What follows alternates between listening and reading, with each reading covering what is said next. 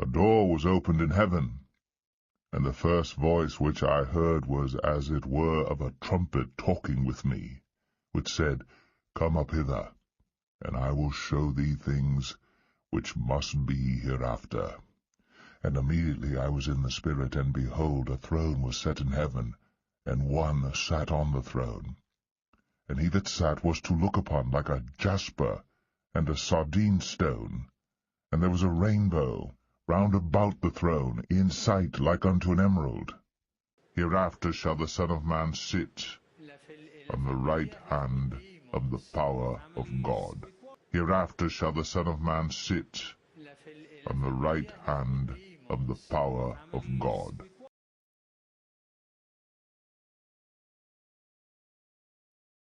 He that hath an ear, let him hear what the Spirit saith unto the churches.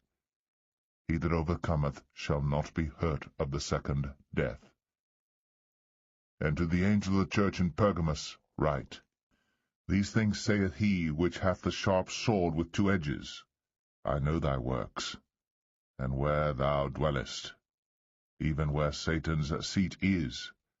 The time of ancient Israel, there was always this war of gods. There was always Baal. You had God, the true God, and then you had Baal. That's right. And Baal was the substitute God. Baal was, we were just talking about, he was God of prosperity and all that. And on the high places of Israel, you had Baal. You had the Baal worship, the Baal altars, and all those things going on.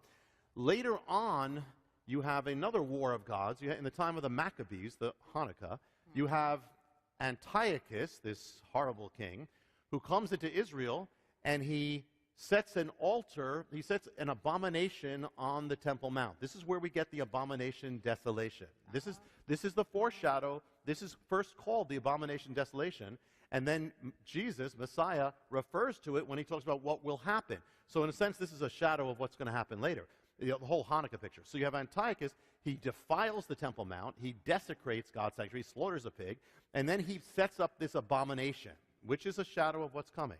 What was the abomination?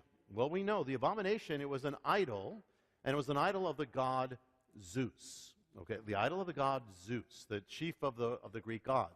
And he set it up, we just talked about the altar being restored. He set it up on the altar.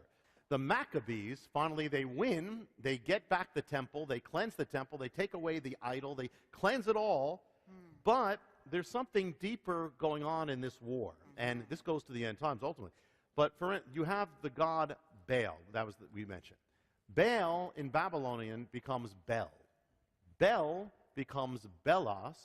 Belos is linked to Zeus. In other words, these are just like masks of the same principality. Now something else happens.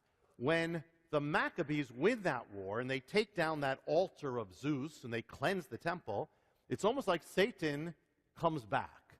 And and the same time when they take that abomination off the temple, he causes another altar of Zeus to go up in the ancient world. It's what was on the Temple Mount, but now it's a gigantic altar of Zeus. And where was it? It was in the place called Pergamon. Pergamon. A gigantic altar of Zeus on Pergamon. Now, when you read the book of Revelation, and it speaks about Pergamon, and when you read in Revelation, it says Pergamon, the place of the throne of Satan. Oh. When it talks about the throne of Satan, it's Pergamon. Why? Because in Pergamon, you have this gigantic pagan altar, the altar of Zeus, which is part of this war going on, continuously going on. Now, here's the thing. You have this war. What happened to that altar? What happened to the throne of Satan? This was there. The Greeks were in charge of it first, and they were the ones at that time that were persecuting Israel in the days of Hanukkah. Then the Romans took over, and then they destroyed the temple. They come against the Jewish people. They come against the gospel, the throne of Satan. But what happens is then the gospel starts spreading to the Roman Empire, and people start turning away from the gods and the altars. So the altar of Zeus or of Pergamon, the altar of Pergamon or the throne of Satan starts falling into disrepair. It starts kind of becoming underground. It will stay that way, dormant, until the modern age, until our time. As as we watch, as the world, as Europe and they start throwing off the gospel, they start, in Europe especially, what happens is a man comes to Pergamon at the end of the 19th century, and he starts uncovering the altar or the throne of Satan.